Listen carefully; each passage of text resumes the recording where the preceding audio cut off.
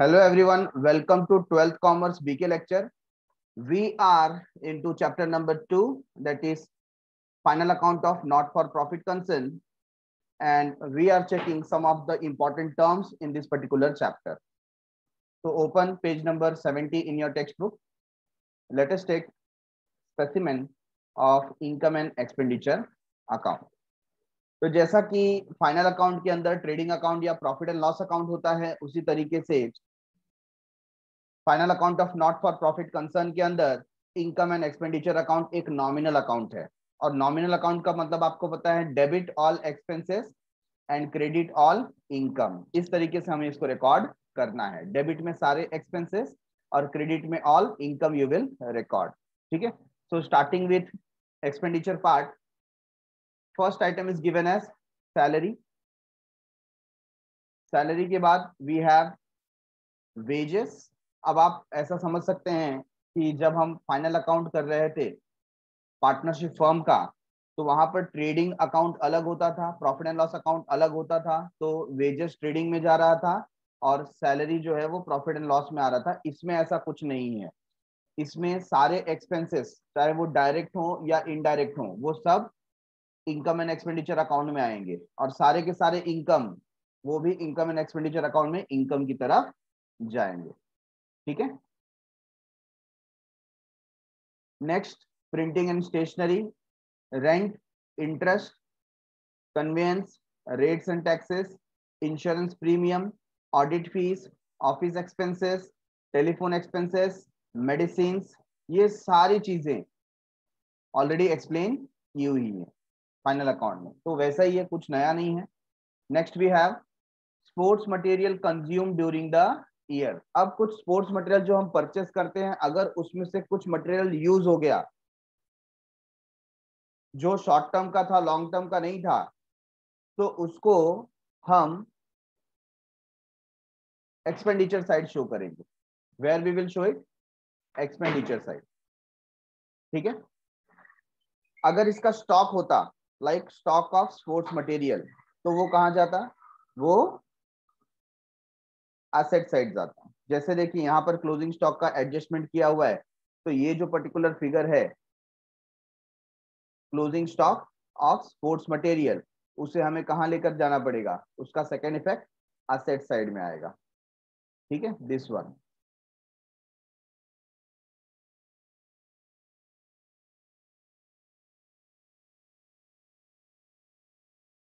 तो इसका second effect हम एसेट साइड में पुट करेंगे। Next, repairs and maintenance, electricity charges, newspaper and periodicals, sundry expenses, loss on sale of asset, depreciation on fixed asset, ये सारे item हम final account में देख चुके हैं। ठीक है, और at the end as you can see, जैसे प्रॉफिट एंड लॉस अकाउंट में नेट प्रॉफिट आता था, यहाँ पर हम नेट प्रॉफिट नहीं लिख सकते। Instead of writing net profit we will write surplus, या आप ब्रैकेट में लिख सकते हो excess of income over expenditure. ठीक है, तो आपको सरप्लस वर्ड यूज करना है, नेट प्रॉफिट ये वर्ड यूज नहीं करना है, क्योंकि ये हमारा नॉट फॉर प्रॉफिट कंसर्न है। ठीक है,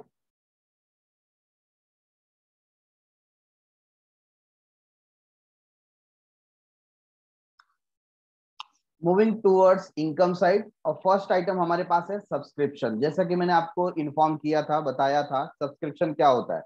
तो एवरी ईयर कुछ amount in the form of subscription we take from our members. Members से कुछ अमाउंट हम हर साल रिसीव करते हैं। ये एक टाइप का क्या होता है, ईयरली फीस होता है, ताकि हम उनको फैसिलिटी दे पाए। बराबर है ना, तो उसको हम सब्सक्रिप्शन बोलते हैं। कई बार ये मंथली हो सकता है, कई बार क्वार्टरली हो सकता है, 6 मंथली हो सकता है, लेकिन यहाँ पर ज्यादातर हम ईयरली काउंट करते हैं। कैसा काउंट करते हैं, yearly.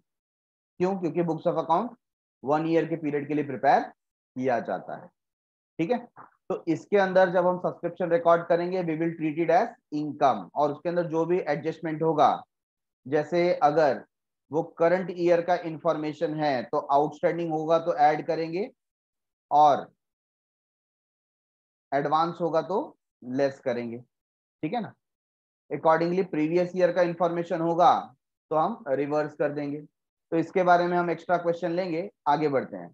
Rent received income, interest received, dividend received income, government grant, government की तरफ से कुछ हेल्प मिला हमको, अगर वो जनरल ग्रांट है तो उसको इनकम कंसीडर करेंगे।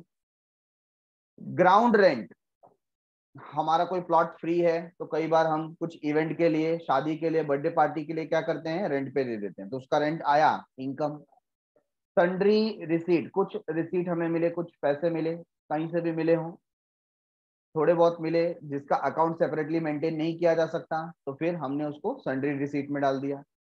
एंट्रेंस रिसीट, कई बार एंट्री फीस ली जाती है, क्या ली जाती है, एंट्री फीस, ठीक है ना, तो ये एंट्री फीस को एंट्रेंस रिसीट के रूप में रेवेन्यू इनकम कंसीडर किया जाता है। देखो, entrance receipt and entrance fees one and the same. Admission fees, आप किसी को एडमिट कर रहे हो तो एडमिशन के समय अलग से फॉर्म फिलअप चार्जेस है और भी कुछ चार्जेस रहेंगे, तो वो एडमिशन फीस के रूप में लिया जाता है। देन वी हैव डोनेशन, कौन सा डोनेशन, जनरल डोनेशन, मतलब ऐसा डोनेशन जो आप कहीं पे भी यूज कर सकते हो, तो इसको भी इनकम कंसीडर किया जाएगा, ठीक है। Next, profit on sale of asset, कोई असेट अगर हमने बेच दिया और उस पर प्रॉफिट हुआ है तो आप उसको यहाँ पर रिकॉर्ड करोगे, प्रॉफिट होगा जो उसको। एंड लास्ट वन, जैसे कि प्रॉफिट एंड लॉस अकाउंट में हमको नेट लॉस होता था तो वहां हम नेट लॉस लिखते थे, लेकिन यहाँ पर हम नेट लॉस नहीं लिख सकते, तो हम क्या लिखेंगे, डेफिसिट। क्या लिखेंगे, डेफिसिट, या आप लिख सकते हैं excess of expenditure over income, जहां पर एक्सपेंडिचर ज्यादा है और इनकम कम है, ठीक है। इस तरीके से हमारा इनकम एंड एक्सपेंडिचर अकाउंट संपन्न हुआ।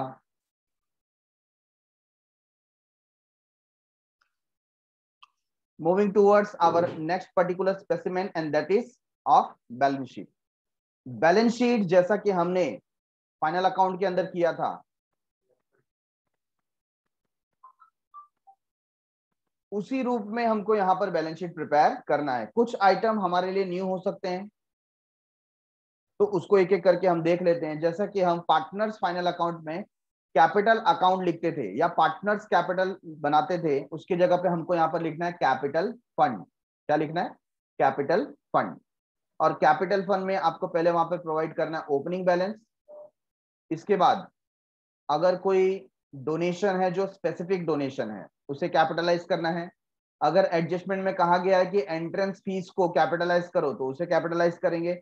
और जो कुछ भी सरप्लस आता है, जिस तरीके से प्रॉफिट या लॉस आता था तो हम कैपिटल में एडजस्ट करते थे, तो यहां पर भी सरप्लस आएगा तो ऐड करेंगे और डेफिसिट आएगा तो लेस करें, ठीक है।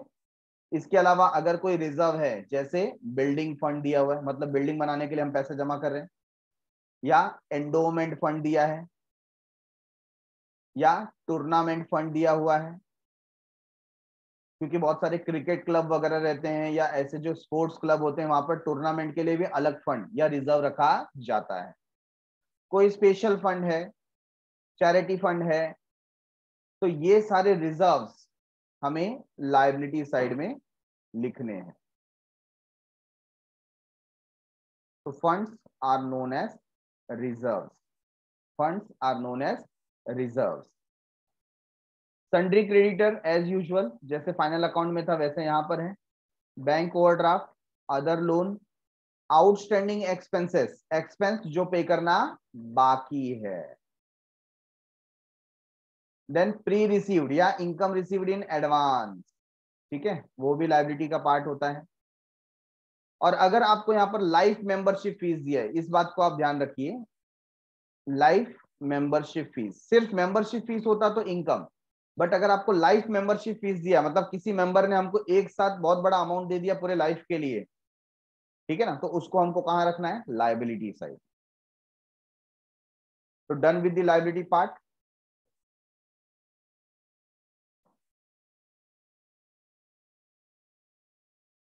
Moving towards asset, cash in hand, cash at bank, ये हमें लिखना है।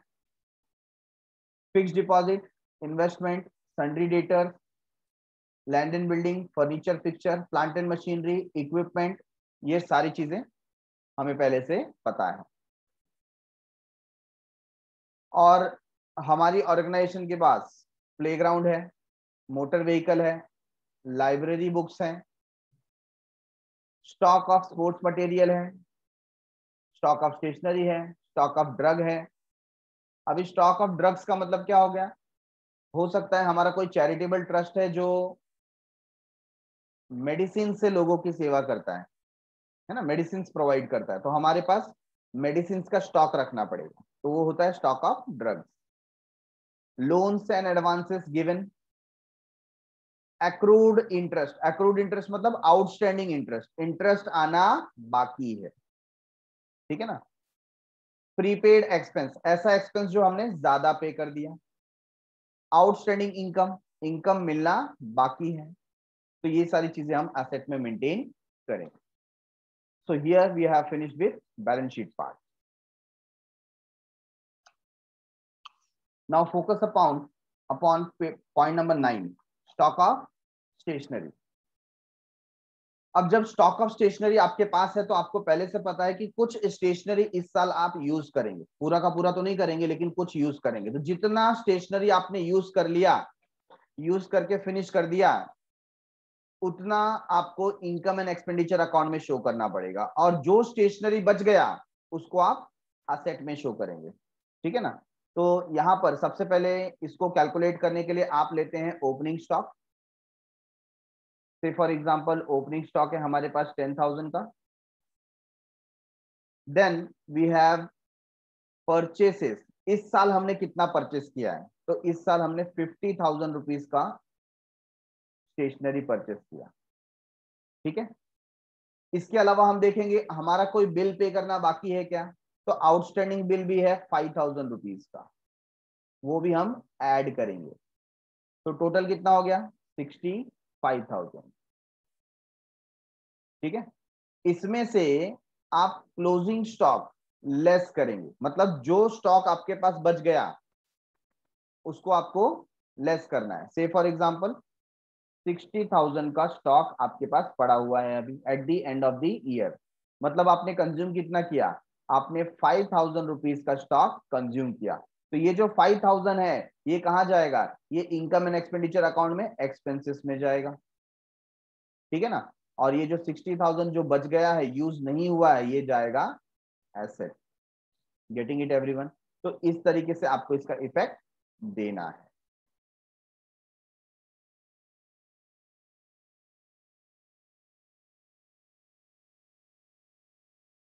इसी को ध्यान में रखते हुए हमारे सामने है illustration number 1, treatment of stationery. अभी ट्रीटमेंट ऑफ स्टेशनरी में आपको देखिए बैलेंस शीट दिया हुआ है, और ये बैलेंस शीट का डेट क्या है? बैलेंस शीट का डेट है 31 मार्च 2017, ठीक है। और आपको रिसीट एंड पेमेंट अकाउंट दिखाई दे रहा है, इसका डेट क्या है? इसका डेट है 31 March 2018। So we have current year as 2017-18 from March, April to March। तो जो 2017 का फिगर हमें दिया है ये प्रीवियस ईयर है, क्या है ये? Previous year. तो प्रीवियस ईयर के फिगर में ये जो 800 हमको दिखाई दे रहा है, ये प्रीवियस ईयर का क्लोजिंग स्टॉक ऑफ स्टेशनरी है। क्या ये? Closing stock of stationery.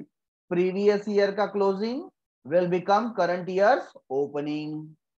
Hello, previous year का closing will become current year's opening, ठीक है ना।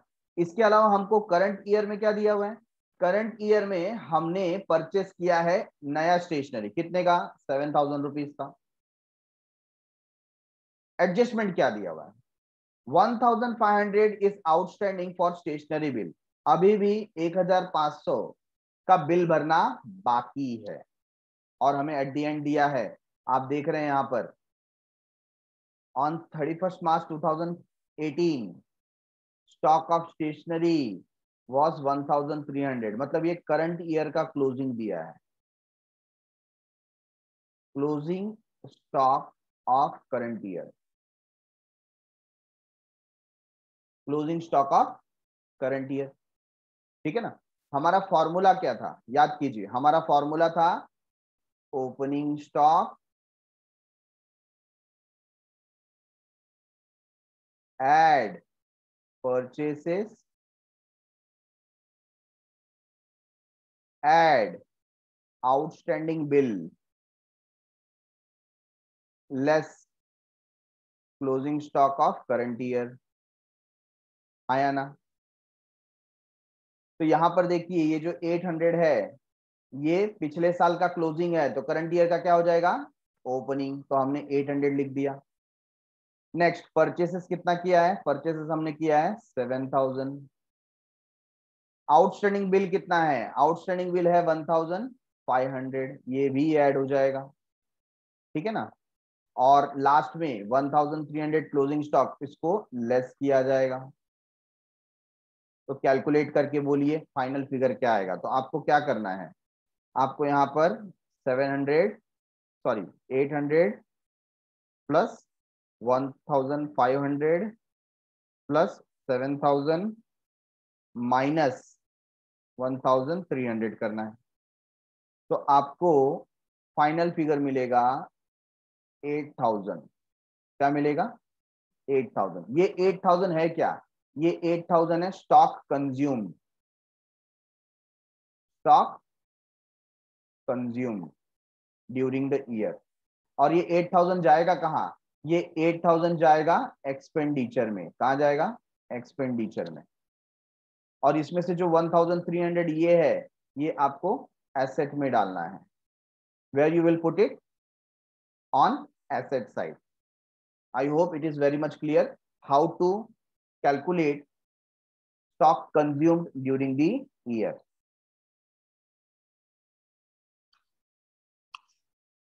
Next question, illustration number 4 we have in front of us. Outstanding expenses and prepaid expenses for the current year and the previous year. इसका treatment कैसे देना है? So let us understand. First of all, they have given balance sheet as on 31st March 2018. 2018 का balance sheet हमको दिया हुआ है और उसमें लिखा हुआ है प्रीपेड सैलरी। How much? 2000। ठीक है ना। प्रीपेड सैलरी फॉर 2018-19, मतलब यहां पर ये सैलरी एक्स्ट्रा पे कर दिया है। और ऑब्वियसली अगर सैलरी एक्स्ट्रा पे कर दिया है, एडवांस में पे कर दिया है, तो वो हमारा एसेट होगा। तो 2018 में ये हमारे लिए एसेट था, बराबर है। अब करंट ईयर क्या है? करंट ईयर है 31 मार्च 2019, ये करंट ईयर है हमारा। करंट ईयर में पोजीशन क्या है? करंट ईयर में हमको रिसीट एंड पेमेंट अकाउंट दिया है और उसमें बताया गया है कि हमने पेमेंट किया। क्या किया? पेमेंट। कितना पेमेंट किया सैलरी का? 31,000 किया। उस 31,000 में से 30,000 जो है वो है 18-19 का, मतलब करंट ईयर का।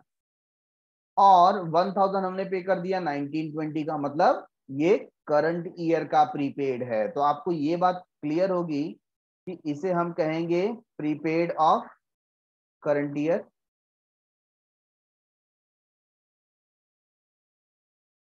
क्योंकि ये करंट ईयर का है।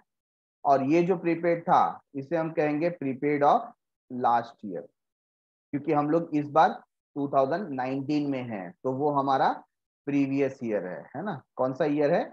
प्रीवियस ईयर या लास्ट ईयर हम डिनोट करेंगे, ठीक है। अच्छा, एडजस्टमेंट क्या कहता है?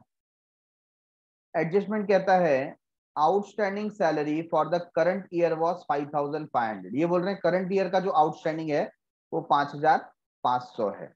मैंने आपको कहा था कि जो भी आउटस्टैंडिंग करंट ईयर का होगा तो हमको उसको फाइनल अकाउंट जैसे ही ट्रीटमेंट देना है।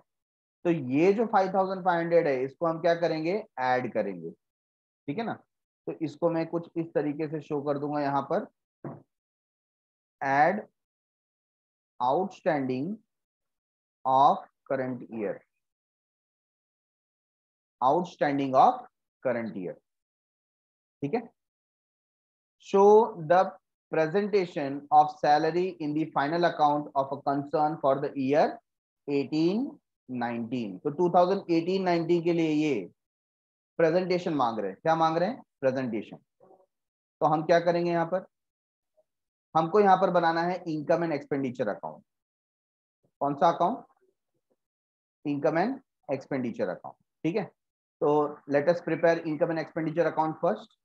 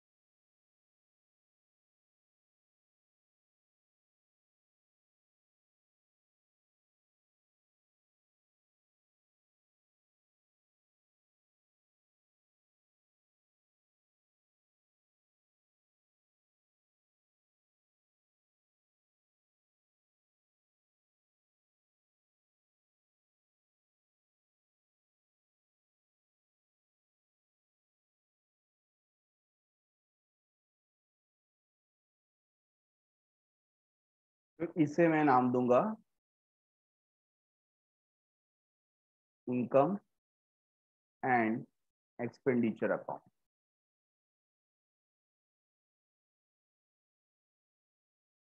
Debit side and credit side, this side expenditure, right side income. ठीक है,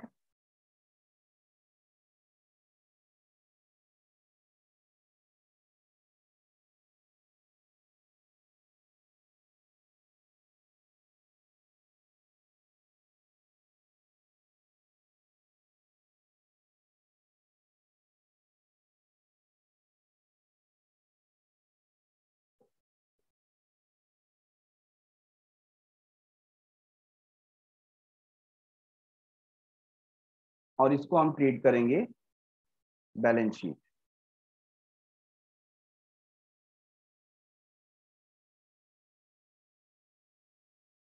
as on 31st March 2019, liability and assets. You can write over here rupees.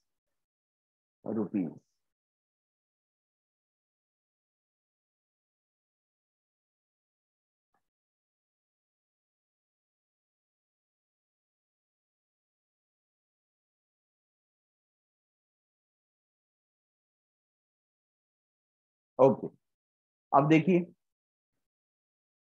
क्या क्या चीजें हैं। सबसे पहले हमारे सामने है सैलरी। सैलरी कितना दिया हुआ है? 31,000।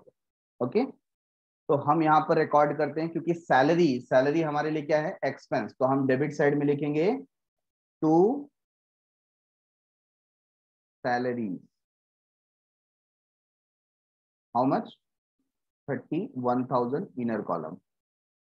ठीक है, अब यहां पर मैं करूंगा, मेरा जो फॉर्मूला है, हमने क्या फॉर्मूला डिसाइड किया था? Add less, add less. क्या ऐड करेंगे? करंट ईयर का फिगर ऐड करेंगे, आउटस्टैंडिंग ऑफ करंट ईयर। क्या लेस करेंगे? करंट ईयर का प्रीपेड लेस करेंगे, प्रीपेड ऑफ करंट ईयर। ठीक है, अब बाकी इसका रिवर्स हो जाएगा, तो जो लेस किया है उसको ऐड कर दो, prepaid of previous year and outstanding of previous year. ठीक है, और इसका आइटम आउटर कॉलम में जाएगा। Okay, let us check now क्या क्या चीजें दी हुई है हमें। तो सबसे पहले ये जो हमारे लिए इंफॉर्मेशन था, ये क्या था? Prepaid of previous year. Previous year का प्रीपेड कितना है? 2,000। तो यहाँ पर सर्च कीजिए, प्रीपेड ऑफ प्रीवियस ईयर कौन सा है? दिस वन है ना। तो वी विल राइट 2,000 रुपीज। इसे हमें ऐड करना है। क्या करना है?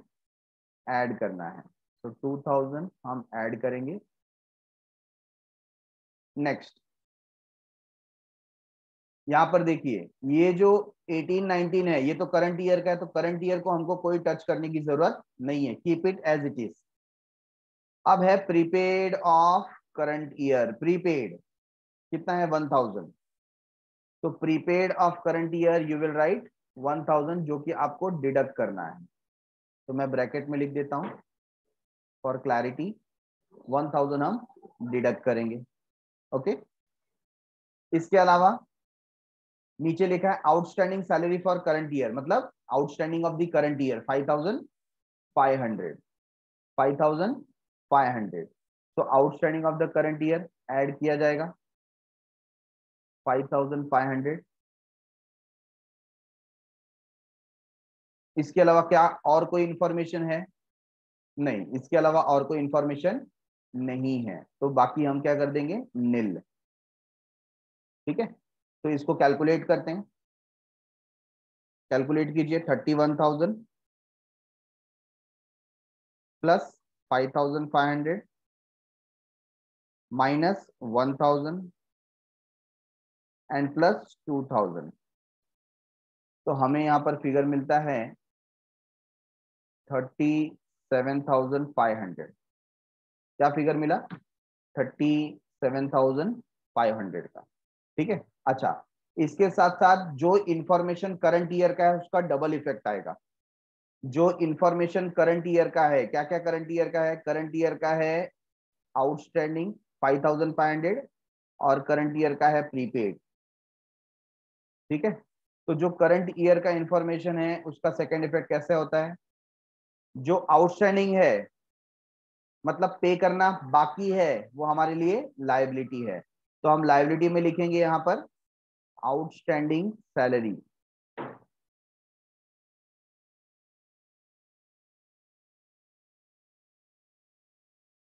आउटस्टैंडिंग सैलरी, और यहां इंफॉर्मेशन आप लिख सकते हो current year. Current year 2018-19, outer column कितना? 5,500। ठीक है। और जो आपने प्रीपेड किया था, एक्स्ट्रा पे किया था, वो हमारे लिए क्या है? एसेट है। तो you will write over here prepaid salary.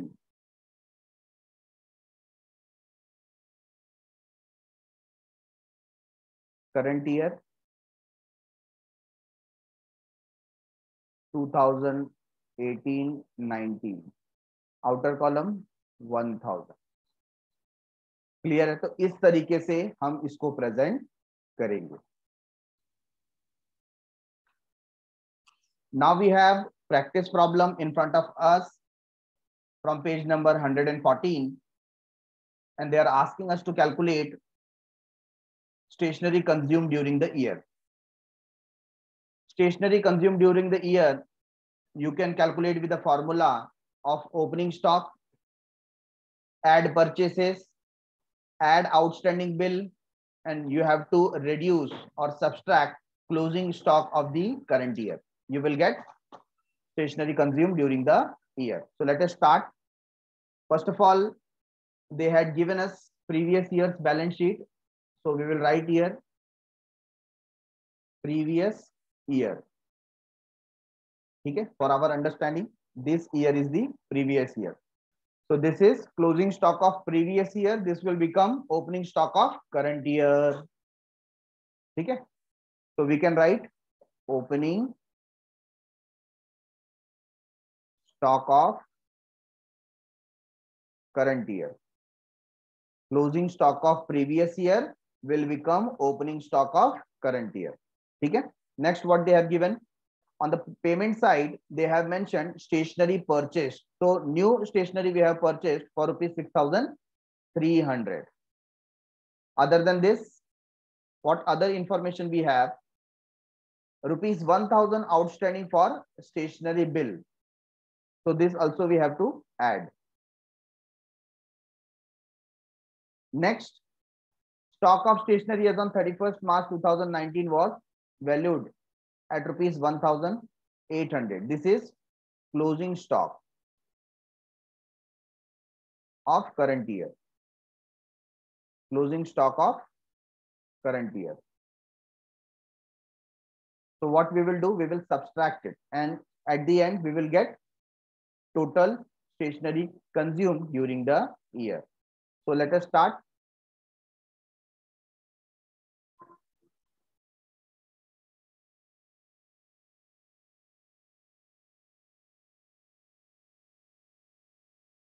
In our solution, we will prepare income and expenditure account and balance sheet as on 31st March 2019. Okay.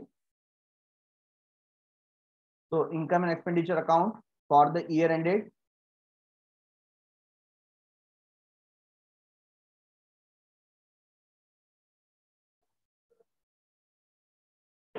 (31st March 2019).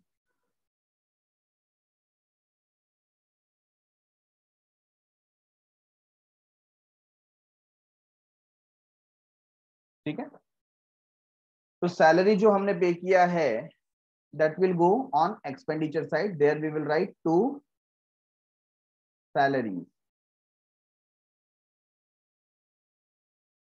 how much total salary we have paid? Sorry, I made a mistake. We are talking about stationery. So we will write over here to stationery.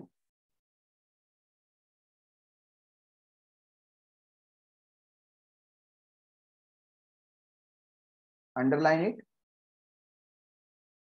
We will write opening stock,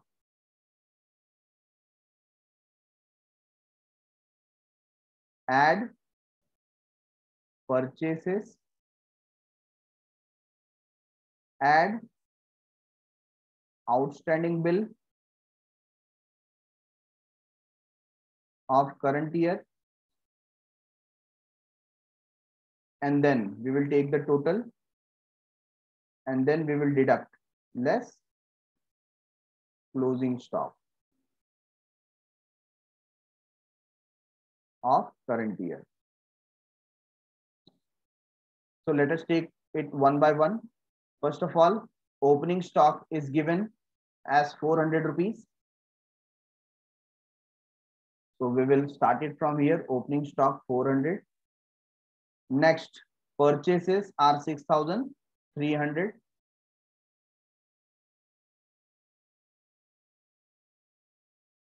On the next page,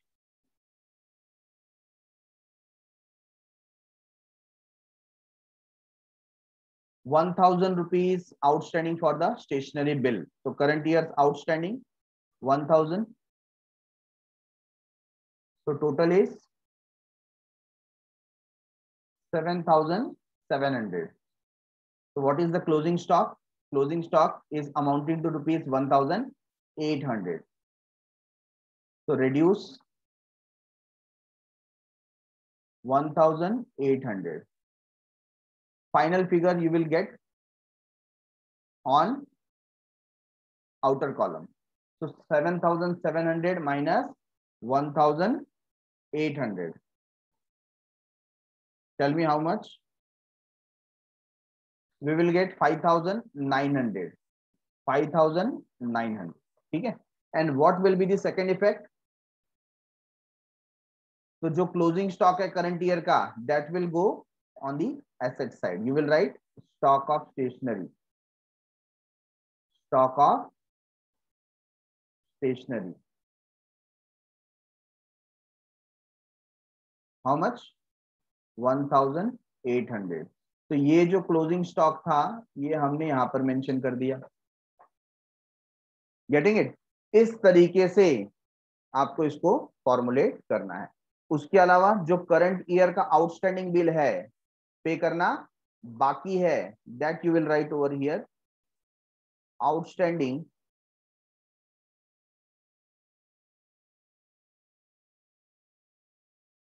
bill for stationery.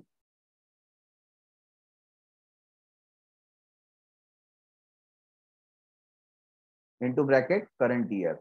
How much? 1,000.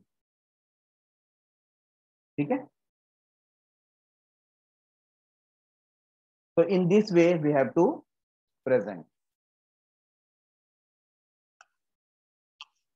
So done for the day. Thanks a lot for watching. मिलते हैं अगले episode में with new question. तब तक के लिए bye bye. शुक्रिया. शब्बा खैर. सायोनारा. Bye bye everyone.